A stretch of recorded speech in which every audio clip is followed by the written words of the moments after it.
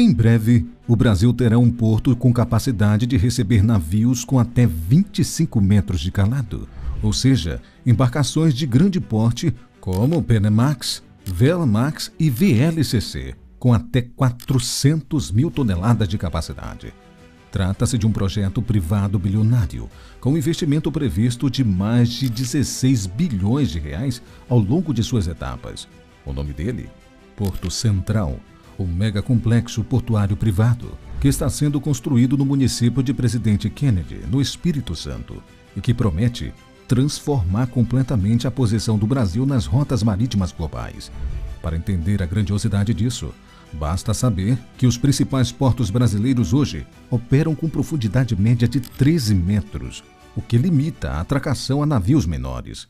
Porém, com o Porto Central, o país passa a disputar espaço com gigantes logísticos, como Roterdã, Singapura e Xangai, abrindo caminho para uma nova era de comércio exterior. Mas, será que dessa vez o Brasil irá acertar em um empreendimento tão grande? É o que vamos descobrir nesse vídeo. Antes de falarmos sobre a grandiosidade do projeto, é fundamental entendermos onde ele está sendo construído e o que ele representa em termos de escala. Para isso, é de extrema importância mencionar que esse projeto, nomeado de Porto Central, está sendo construído no município de Presidente Kennedy, no extremo sul do Espírito Santo, uma cidade litorânea ainda pouco conhecida nacionalmente, mas que por sua localização estratégica pode mudar a rota da logística brasileira.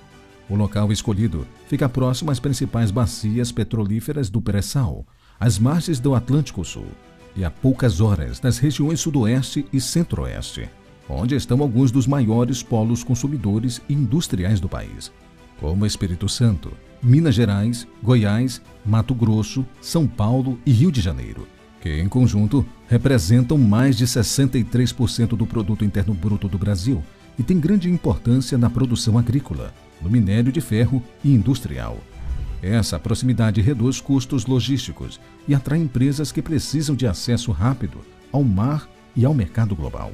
Sendo assim, o projeto ocupará uma área de 1.707 hectares, incluindo um espaço verde de 207,63 hectares para compensação ambiental dentro do perímetro do porto e outro de 26,88 hectares preservado para o uso da Igreja Nossa Senhora das Neves.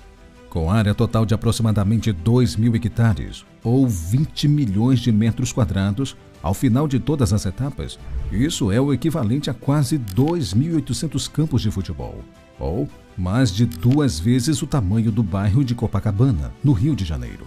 A primeira fase, que já está em andamento, cobre 65,6 hectares em terra firme, uma área comparável a cerca de 92 campos de futebol oficiais. Entretanto, o diferencial do Porto Central vai além do espaço em terra. Ele está sendo projetado para ter um canal de acesso com até 25 metros de profundidade, algo que realmente fará a diferença para o Brasil. Isso significa que embarcações de grande porte como o Velamax, os maiores navios mineraleiros do mundo, e os VLCCs, com até 400 mil toneladas de capacidade, poderão atracar ali sem restrições alguma. O investimento na primeira fase está estimado em 2,6 bilhões de reais, mas estimativas do mercado projetam em até 16 bilhões de reais ao longo das 5 fases. Para se ter uma ideia da dimensão, esse montante equivale a quase toda a construção da linha 6 laranja do metrô de São Paulo, considerada a maior obra de infraestrutura urbana em andamento no país, e também representa cerca de 1/3 de todo o orçamento nacional previsto pela mobilidade urbana no PAC, que foi de 48,7 bilhões de reais em 2023. Números que deixam claro que o Porto Central não é apenas um projeto portuário, é uma das maiores apostas logísticas da história recente do Brasil. O Porto Central nasce como resposta direta a um dos maiores gargalos da infraestrutura brasileira, a limitação de nossos portos para receber navios de grande porte. Essa deficiência técnica gera um efeito dominó que afeta toda a cadeia logística nacional. Hoje, boa parte das exportações brasileiras, especialmente grãos, minérios, petróleo e carga geral, não pode ser escoada diretamente por navios de grande calado. Em vez disso, as cargas precisam ser transferidas para embarcações menores, realizar transbordo em alto mar ou, pior, fazer escalas em portos de outros países antes de seguir viagem.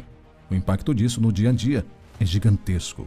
Um produtor rural em Mato Grosso, por exemplo, gasta semanas e milhares de reais só para fazer sua soja chegar a um porto viável no litoral.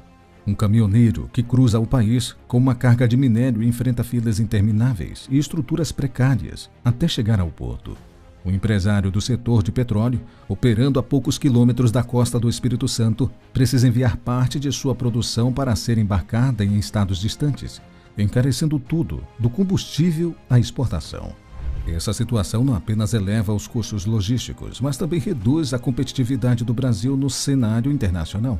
Enquanto países como Holanda, China e Emirados Árabes operam com profundidades e estruturas modernas, o Brasil ainda depende de portos construídos décadas atrás, com capacidade limitada e logística saturada. E é justamente a combinação entre necessidade nacional e potencial local que torna o Porto Central tão relevante. Ele não resolve apenas um problema técnico. Ele responde a uma demanda histórica reprimida por modernização e eficiência no escoamento da produção brasileira. Mas, agora que já entendemos porquê da obra, vamos detalhar como ela será executada. Esse projeto está dividido em 5 grandes fases, com previsão de conclusão total até o ano de 2040. A fase 1, que já está em andamento, é considerada a etapa mais desafiadora por envolver tanto a infraestrutura marítima quanto a terrestre. Tudo começa com a mobilização e preparação do terreno. Serão mais de 65 hectares de vegetação suprimidos, com um plano de compensação ambiental robusto, que inclui o plantio de mais de 100 mil mudas nativas em áreas degradadas. Em seguida, vem a dragagem do canal de acesso, com a retirada de cerca de 64 milhões de metros cúbicos de sedimentos, um volume suficiente para encher mais de 25 mil piscinas olímpicas. Para reduzir os impactos ambientais dessa etapa, será utilizado o programa de dragagem adaptativa, um sistema moderno que permite monitorar em tempo real a qualidade da água e a dispersão dos sedimentos. Logo após, entra em cena a construção do quebra-mar, estrutura essencial para proteger o canal e garantir a entrada e saída segura de navios, mesmo sob condições climáticas adversas.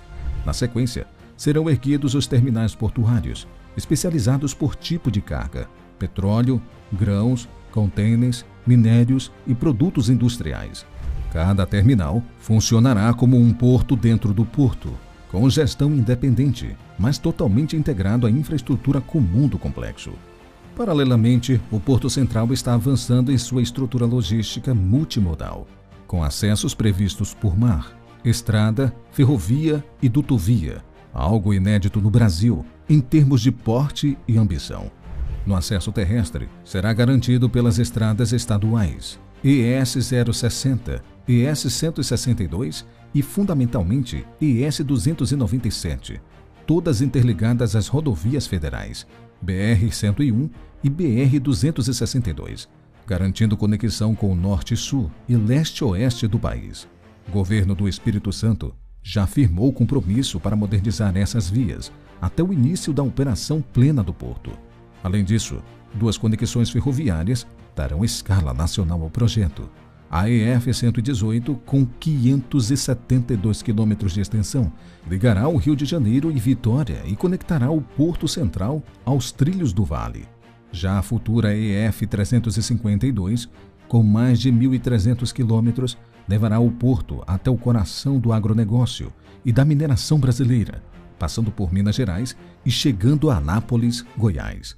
Mas é importante ressaltar que ambas as ferrovias ainda não tiveram suas obras iniciadas, porém estão presentes no planejamento do porto.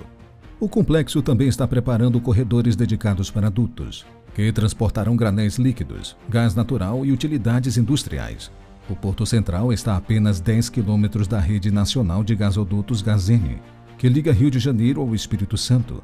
Além disso, já é cogitado como ponto estratégico da futura Rota 6, com um duto de 332 quilômetros, que poderá conectar o Porto de Minas Gerais, viabilizando o abastecimento direto de polos industriais e termoelétricas.